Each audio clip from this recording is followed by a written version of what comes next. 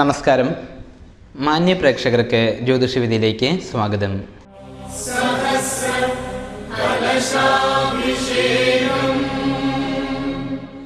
ജ്യോതിഷവിധിയിലെ ആദ്യഘട്ടമായ വാരഫലത്തിലേക്ക് നമുക്ക് കിടക്കാം. മേടം രാശി. അശ്വതിയും ഭരണിയും കാർത്തിക നക്ഷത്രത്തിൻ്റെ ആദ്യ കാൽഭാഗവും ചേർന്നിരിക്കുന്നതായ മേടം രാശിക്കാർക്ക് ഈ വാരം തൊഴിൽപരമായി വളരെയധികം ഗുണം ചെയ്യുന്നതായ സമയമാണ്. ഉദ്യോഗാർത്ഥികൾക്ക് മെച്ചപ്രദമായുള്ള അവസരങ്ങൾ വന്നു ചേരും. കുടുംബത്തിൽ പ്രയാസങ്ങൾക്ക് പക്ഷേ സാധ്യതയുണ്ട്. വേണ്ടപ്പെട്ടതായിരിക്കുന്ന വ്യക്തികളിൽ നിന്നും അതൃപ്തി വചനങ്ങൾ കേൾക്കേണ്ടതായി വന്നേക്കാം. ഉന്നത വ്യക്തികളുമായി അടുത്ത ബന്ധം സ്ഥാപിക്കുവാനും കഴിയും. ആലോചിച്ച് ഉറപ്പിച്ചിരുന്നതായ പദ്ധതികൾ നടപ്പിലാക്കുവാൻ ശ്രമിക്കും. മിക്ക കാര്യങ്ങളിലും അനുകൂലമായിരിക്കുന്ന സാഹചര്യങ്ങൾ വന്നു ചേരാനും ഇടയുണ്ട്. ദോഷപരിഹാരാർത്ഥമായി ഭഗവതിങ്കിൽ കഠിനമധുര നിവേദ്യ സഹിതം രക്തപുഷ്പാഞ്ജലി വഴിപാട് നടത്തി പ്രാർത്ഥിച്ചു വരുന്നത് ഗുണം ചെയ്യും. ഇടവം രാശി. കാർത്തിക നക്ഷത്രത്തിൻ്റെ അവസാന മുക്കാൽ ഭാഗവും രോഹിണിയും മകീരം നക്ഷത്രത്തിൻ്റെ ആദ്യ പകുതിയും ഉൾച്ചേർന്നിരിക്കുന്നതായ ഇടവം രാശിക്കാർക്ക് ഈ വാരം തൊഴിലിൽ ശത്രുക്കളുടെ സാമീപ്യം അനുഭവമാകാൻ ഇടയുണ്ട്. ഗൃഹനിർമ്മാണത്തിൽ ഏർപ്പെട്ടിരിക്കുന്നതായ വ്യക്തികൾക്ക് അനുകൂലമായിരിക്കുന്ന സമയമാണ്. സഹായികൾ നിമിത്തം അനർത്ഥങ്ങൾ ഉണ്ടായേക്കാനും സാധ്യതയുണ്ട്. ശത്രുതാ മനോഭാവത്തോടുകൂടി പ്രവർത്തിച്ചിരുന്ന വ്യക്തികൾ അത് വെടിഞ്ഞ് മിത്രഭാവം കൈക്കൊള്ളുന്നതാണ്. ആരോഗ്യ വിഷയത്തിൽ കൂടുതലായി ശ്രദ്ധ വേണ്ടതായുണ്ട്. സംസാരത്തിൽ കലഹ സ്വഭാവം കൂടുതലായി ഉണ്ടായേക്കാം.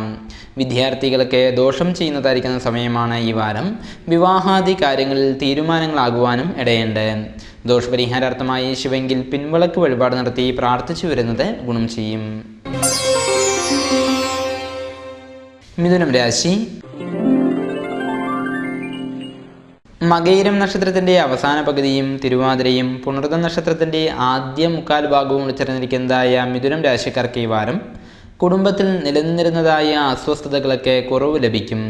കുടുംബത്തിൽ മംഗളകാര്യാലോചനയും ബന്ധുസമാഗമവും പ്രതീക്ഷിക്കാം. തൊഴിലിൽ കൂടുതൽ ഗുണാനുഭവങ്ങളും അനുഭവമാകുന്നതാണ്. ഒപ്പമുള്ളതായ വ്യക്തികളുടെ അനാവശ്യ ശത്രുത വഴി മനസ്വസ്ഥത കുറയുവാനും ഇടയുണ്ട്. ഭൂമിപരമായുള്ള രീതിയിൽ നഷ്ടങ്ങൾ സംഭവിക്കാതിരിക്കാൻ പ്രത്യേകം ശ്രദ്ധിക്കണം. വിദ്യാർത്ഥികളൊക്കെ ഗുണപ്രദമാണ്. പുതിയ അറിവുകൾ സമ്പാദിക്കാനും ഉപരിപഠനത്തിനും സാധ്യത കൂടുതലായി കാണുന്നുണ്ട്. ദോഷപരിഹാരാർത്ഥമായി ശാസ്താവിങ്കൽ നീരാജനം വഴിപാട് നടത്തി പ്രാർത്ഥിച്ചു വരുന്നത് ഗുണം ചെയ്യും. കർക്കിടകം രാശി. പുണർദം നക്ഷത്രത്തിൻ്റെ അവസാന കാൽഭാഗവും പൂയവും ആയില്യ നക്ഷത്രവും ഉൾച്ചേർന്നിരിക്കുന്നതായ കർക്കിടകം രാശിക്കാർക്ക് ഈ വാരം തൊഴിലിൽ എതിർപ്പുകൾ ഉണ്ടാകാൻ ഇടയുണ്ട്. എങ്കിൽ കൂടിയും ശ്രദ്ധാപൂർവമായ നീക്കങ്ങളിലൂടെ ഭാഗ്യവിജയം പ്രതീക്ഷിക്കാവുന്നതാണ്. കുടുംബപരമായുള്ള വിഷമതകൾക്കും കുറവ് പ്രതീക്ഷിക്കാവുന്ന സമയമാണ്. അനാവശ്യവും അപ്രതീക്ഷിതവുമായ ചിലവുകളാൽ ധനസ്തംഭനം ഉണ്ടായേക്കാനും ഇടയുണ്ട്. സഹായ മനസ്ഥിതിയുള്ള വ്യക്തികൾ അകലുന്നതായി അനുഭവമായേക്കും. അപരിചിതരായ വ്യക്തികളിൽ നിന്നും അപായ സാധ്യതയും കാണുന്നുണ്ട്. ദോഷപരിഹാരാർത്ഥമായി വിഷ്ണുവെങ്കിൽ അർച്ചന മുതലായ വഴിപാടുകൾ നടത്തി പ്രാർത്ഥിച്ചു വരുന്നത് ഗുണം ചെയ്യും. ചിങ്ങം രാശി. മകം പൂരം ഉത്ര നക്ഷത്രത്തിൻ്റെ ആദ്യ കാൽഭാഗം എന്നീ നക്ഷത്രങ്ങൾ ഉൾച്ചേർന്നിരിക്കുന്നതായ ചിങ്ങം രാശിക്കാർക്ക് ഈ വാരം തൊഴിലിൽ കഷ്ടതകൾ അനുഭവമാകാൻ ഇടയുണ്ട്. സദാ ശത്രു സാമീപ്യവും കാര്യപരാജയങ്ങളും ഉണ്ടായേക്കും. അപകടകരങ്ങളായ ജോലികളിൽ ഏർപ്പെട്ടിരിക്കുന്നതായ വ്യക്തികൾ വളരെയധികം ശ്രദ്ധിക്കേണ്ടതായുണ്ട്. ധനപരമായും വളരെയധികം ക്ലേശപ്രദമായ സമയമാണ്. കുടുംബസുഖവും പ്രായേണ കുറവായിരിക്കും. പല തരത്തിലുള്ളതായിരിക്കുന്ന ചിന്തകൾ നിമിത്തം മനസ്സ് അസ്വസ്ഥമായേക്കാനും ഇടയുണ്ട്. കാര്യങ്ങളെ ശരിയായ രീതിയിൽ ആലോചിച്ചതിന് ശേഷം മാത്രം തീരുമാനങ്ങൾ കൈക്കൊള്ളുവാൻ പ്രത്യേകം ശ്രദ്ധിക്കേണ്ടതായുണ്ട്. ദോഷപരിഹാരാർത്ഥമായി ശിവങ്കിൽ ആയുസ്സൂക്ത പുഷ്പാഞ്ജലി വഴിപാട് നടത്തി പ്രാർത്ഥിച്ചു വരുന്നത് ഗുണം ചെയ്യും. കന്നിരാശി. ഉത്ര നക്ഷത്രത്തിൻ്റെ അവസാന മുക്കാൽ ഭാഗവും അത്തവും ചിത്ര നക്ഷത്രത്തിൻ്റെ ആദ്യ പകുതിയും ഉൾച്ചേർന്നിരിക്കുന്നതായ കന്യരാശിക്കാർക്ക് ഈ വാരം പൊതുവെ കലഹാവസ്ഥകൾ കുറഞ്ഞ് കുടുംബാന്തരീക്ഷം മെച്ചപ്പെടും. പല രംഗങ്ങളിലും ത്യാഗമനസ്ഥിതി പ്രകടിപ്പിക്കുക വഴി സന്തോഷകരമായുള്ള അനുഭവങ്ങൾ വന്നു ചേരാൻ ഇടയുണ്ട്. സാമ്പത്തികമായി പക്ഷേ ചെറിയ പ്രയാസങ്ങൾ അനുഭവമായേക്കാനും ഇടയുണ്ട്. എങ്കിൽ കൂടിയും പൊതുവെ എല്ലാ കാര്യങ്ങളിലും ഭാഗ്യം അനുകൂലമായിരിക്കും. പ്രണയപരമായ കാര്യങ്ങളിൽ പ്രയാസങ്ങൾ ഉണ്ടായേക്കാൻ ഇടയുണ്ട്. മുൻകാല പ്രവൃത്തികളുടെ ദൂഷ്യവശങ്ങൾ അനുഭവിക്കാനും ഇടയുണ്ട്. തൊഴിൽ രംഗവും അത്ര കണ്ട് ഗുണപ്രദമല്ല. ദോഷപരിഹാരാർത്ഥമായി ആഞ്ജനേയ സ്വാമി ക്ഷേത്രത്തിൽ ദർശനം നടത്തി പ്രാർത്ഥിച്ചു വരുന്നത് ഗുണം ചെയ്യും. തുലാം രാശി. ചിത്ര നക്ഷത്രത്തിൻ്റെ അവസാന പകുതിയും ചോതിയും വിശാഖം നക്ഷത്രത്തിൻ്റെ ആദ്യ മുക്കാൽ ഭാഗവും ചേർന്നിരിക്കുന്നതായ തുലാം രാശിക്കാർക്ക് ഈ വാരം കുടുംബത്തിൽ സന്തോഷപ്രദമായ അന്തരീക്ഷം നിലനിൽക്കും. പുതിയ ചില സൗഹൃദങ്ങൾ വഴി ഗുണാനുഭവങ്ങൾ പ്രതീക്ഷിക്കാവുന്നതാണ്. വിവാഹാദി മംഗളകർമ്മസിദ്ധിയും ഇഷ്ട ബന്ധുജന സമാഗമവും പ്രതീക്ഷിക്കാം. തൊഴിൽ സ്ഥലത്തിൽ നിന്നും പരിവർത്തനങ്ങൾക്കും സഹപ്രവർത്തകരുടെ വിദ്വേഷത്തിനും സാധ്യത കൂടുതലായി കാണുന്നുണ്ട്. ഗുരുസ്ഥാനീയരായ വ്യക്തികൾ ശത്രുതാപരമായി പെരുമാറിയേക്കാനും ഇടയുണ്ട്. ദോഷപരിഹാരാർത്ഥമായി ഭഗവതിങ്കൽ ലളിതാ സഹസ്രനാമ അർച്ചന വഴിപാട് നടത്തി പ്രാർത്ഥിച്ചു വരുന്നത് ഗുണം ചെയ്യും. വൃശ്ചികം രാശി. വിശാഖം നക്ഷത്രത്തിൻ്റെ അവസാന കാൽഭാഗവും അനിഷവും തൃക്കേട്ട നക്ഷത്രവും ചേർന്നിരിക്കുന്നതായ വൃശ്ചികം രാശിക്കാർക്ക് ഈ വാരം തൊഴിൽ മേഖലയിൽ ഉണർവ് പ്രകടമാകും. പുതിയ ചില സംരംഭങ്ങൾക്കായുള്ള പ്രവർത്തനങ്ങൾ ആരംഭിക്കാനും ഇടയുണ്ട്. വിവാഹാദി മംഗളകാര്യസിദ്ധിയും യാത്രാഗുണവും പ്രതീക്ഷിക്കാം. കുടുംബത്തിലും വലിയ രീതിയിൽ ദോഷങ്ങൾക്ക് സാധ്യതയില്ല. ആരോഗ്യപരമായ പ്രശ്നങ്ങൾക്കും മാറ്റം വരാൻ ഇടയുണ്ട്.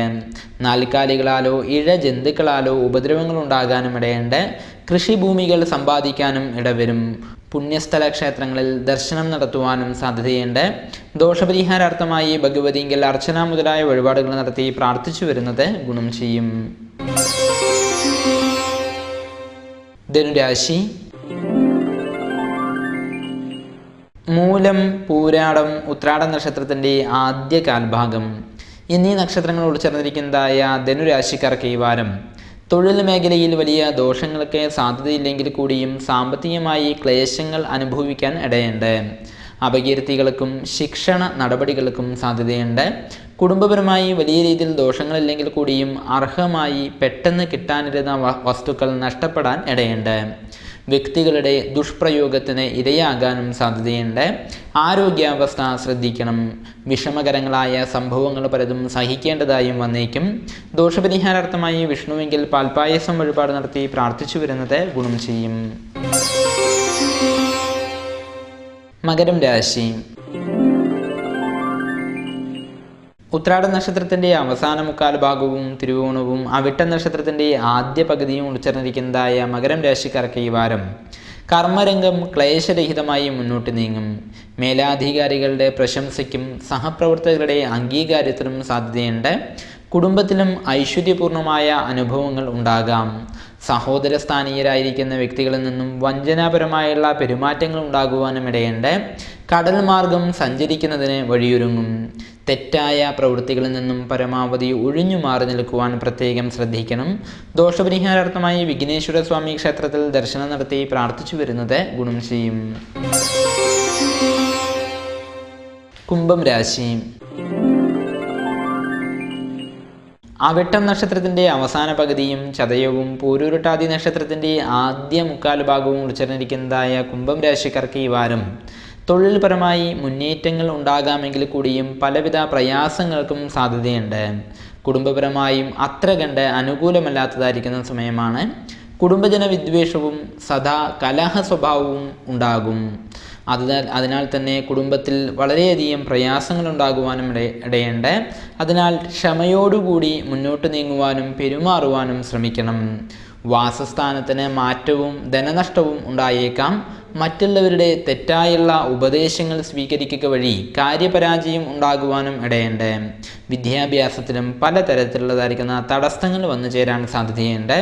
ദോഷപരിഹാരാർത്ഥമായി ശിവങ്കിൽ പിൻവിളക്ക് വഴിപാട് നടത്തി പ്രാർത്ഥിച്ചു വരുന്നത് ഗുണം ചെയ്യും.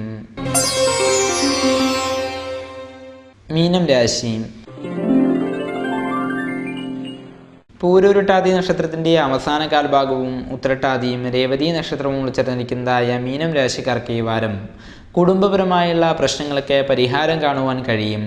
സുഹൃജനങ്ങളുടെയും ബന്ധുക്കളുടെയും അകമഴിഞ്ഞ സഹായങ്ങളും പ്രതീക്ഷിക്കാം. ഗൃഹം മൂടി പിടിപ്പിക്കുവാനോ വാഹനം വാങ്ങുവാനോ ഇടയുണ്ട്. കർമ്മമേഖലയിൽ ദോഷങ്ങൾക്ക് സാധ്യതയില്ലെങ്കിൽ കൂടിയും എതിർപ്പുകൾ വർദ്ധിക്കാൻ ഇടയുണ്ട്. വിദേശയാത്രയ്ക്കും സാധ്യത കാണുന്നുണ്ട്. ധനകാര്യ സ്ഥാപനങ്ങളുമായി ബന്ധപ്പെട്ട് ധനനഷ്ടത്തിന് ഇടയിലതിനാൽ പ്രത്യേകം ശ്രദ്ധിക്കണം.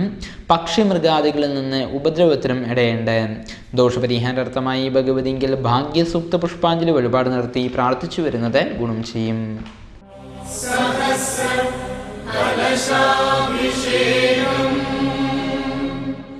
ജ്യോതിഷവിധിയിലെ രണ്ടാം ഘട്ടമായ അനുഷ്ഠാനത്തിലേക്ക് നമുക്ക് കിടക്കാം. കഴിഞ്ഞ വാരം അനുഷ്ഠാനത്തിൽ അർച്ചനത്തിനെ കുറിച്ചായിരുന്നു പറഞ്ഞത്. അർച്ചനം എന്നുള്ളതായിരിക്കുന്ന ആ തലം കഴിഞ്ഞതിന് ശേഷം വരുന്നതായ തലമാണ് വന്ദനം എന്നുള്ളതായിരിക്കുന്ന ഭാഗം. അനുഷ്ഠാനക്രമത്തിൽ വന്ദനത്തെ നമ്മൾ അർച്ചനത്തിന് ശേഷമാണ് ചിന്തിക്കുക. അതായത് ഈശ്വര പൂജ നിരന്തരം ചെയ്ത് മനസ്സിൻ്റെ അന്ധകരണ ശുദ്ധിയും തികഞ്ഞ ഭക്തിഭാവവും കൈവന്നതായ ഭക്തൻ ഈ പ്രപഞ്ചത്തിലെ എല്ലാത്തിനെയും ഈശ്വര ബുദ്ധിയാൽ എല്ലാ സമയവും നോക്കിക്കാണും. അതുപോലെ തന്നെ എല്ലാ സമയത്തിലും ഈശ്വര ചിന്തനം ചെയ്യുവാനും ആ ഭക്തൻ ആ സമയത്തിൽ ശ്രമിക്കുന്നതാണ്.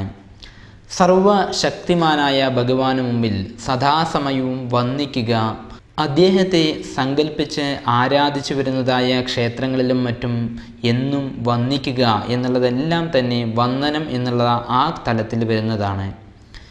ശരിയായ ഭക്തൻ എത്തിച്ചേരുന്ന തലം എന്ന നിലയിൽ വന്ദനത്തിന് പ്രാധാന്യം വളരെയേറെയുണ്ട്. ശരിയായ ഭക്തി നേടിയിട്ടുള്ളതായിരിക്കുന്ന ഒരു ഭക്തൻ ഈ പ്രപഞ്ചത്തിൽ എന്താണ് കാണുന്നത് അതിലെല്ലാം തന്നെ അദ്ദേഹത്തിന് ഈശ്വരൻ്റെ ഭാവത്തിനെ കാണുവാൻ കഴിയുന്നു. തൂണിലും പുല്ലിലും മൃഗത്തിലും അതുപോലെ തന്നെ ഓരോരോ മനുഷ്യരിലും അങ്ങനെ എല്ലാ ജീവജാലങ്ങളിലും ഏകാത്മ വസ്തുവായ സത്യമായി ഉള്ളതാണ് ആ ഈശ്വരൻ എന്നുള്ളത് അയാൾ മനസ്സിലാക്കുന്നു. ഈ ഒരു തലത്തിലെത്തിയാൽ പിന്നെ സർവചരാചര പ്രപഞ്ചത്തിന് മുമ്പിൽ തീർത്തും വന്ദനാഭാവത്തോടു കൂടി മാത്രമേ അയാൾക്ക് നിൽക്കുവാൻ കഴിയുകയുള്ളൂ.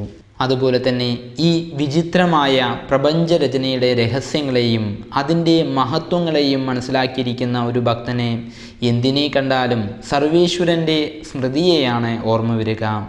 ഇങ്ങനെ ചിന്തിച്ചാൽ പ്രപഞ്ചത്തിലെ ഏതു വസ്തുവിനെ എടുത്താലും അല്ലെങ്കിൽ ഏതു വസ്തുവിനെ കാണുമ്പോഴും ആ സർവേശ്വര വന്ദനമാണ് ആ ഭക്തനിൽ വരുന്നത്. ഇങ്ങനെ സഹജവും സ്വാഭാവികമായ വന്ദനം എന്നുള്ള തലത്തിൽ കഴിയുന്നത് തന്നെയാണ് വന്ദനം എന്നുള്ള ഈ തലത്തിൻ്റെ ഉയർന്ന പദവിയിലേക്ക് എത്തിച്ചേർക്കുന്നത്. ഇങ്ങനെ സഹജവും സ്വാഭാവികവുമായ വന്ദനം എന്നുള്ളതായിരിക്കുന്ന തലത്തിൽ കഴിയുന്നത് തന്നെയാണ് വന്ദനം എന്ന ഈ തലത്തിൻ്റെ ഉയർന്ന സ്വഭാവം.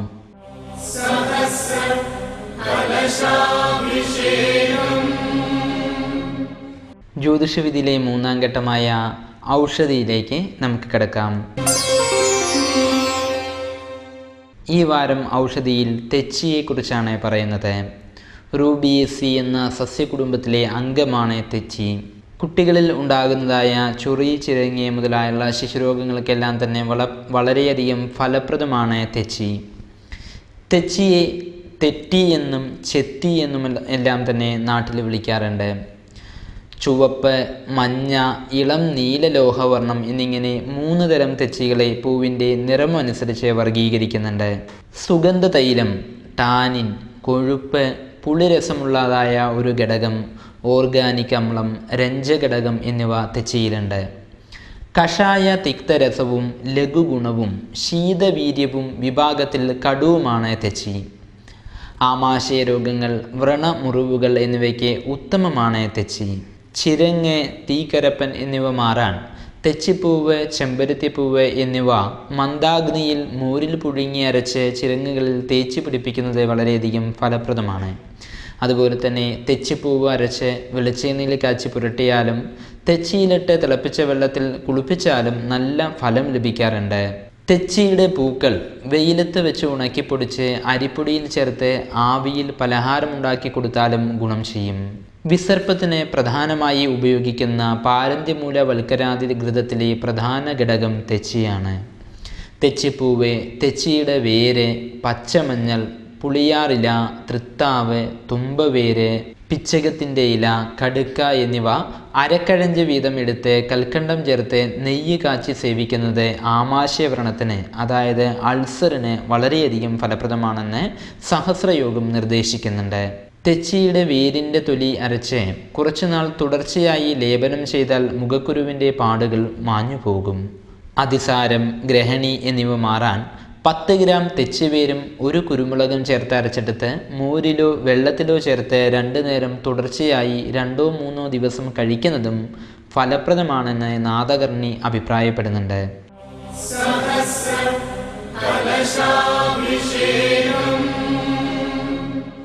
ജ്യോതിഷവിധിയിലെ 4ാം ഘട്ടമായ കത്തുകളിലേക്ക് നമുക്ക് കിടക്കാം.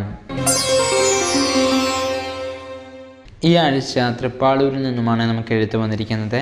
തൃപ്പാളൂരിൽ നിന്നും രമേശാണ് നമുക്ക് എഴുത്തെഴുതിയിരിക്കുന്നത്. ജ്യോതിഷവിധിയിലൂടെ എനിക്ക് പ്രധാനമായി അറിയേണ്ടതായ കാര്യം എൻ്റെ ജാതകത്തിലെ ദോഷത്തിനെക്കുറിച്ചാണ്. എൻ്റെ നക്ഷത്രം മകം നക്ഷത്രമാണ്. രേവതി നക്ഷത്രം ചേരില്ല എന്നറിയാം, പക്ഷേ മകം നക്ഷത്രവും ചേരില്ല എന്ന് ഒരു ജ്യോത്സ്യൻ പറഞ്ഞിരിക്കുന്നു. ഞങ്ങൾ നോക്കിയപ്പോൾ മകം നക്ഷത്രം ചേർക്കുന്നതുകൊണ്ട് കുഴപ്പമില്ല എന്ന് ജ്യോത്സ്യർ പറഞ്ഞിരുന്നു.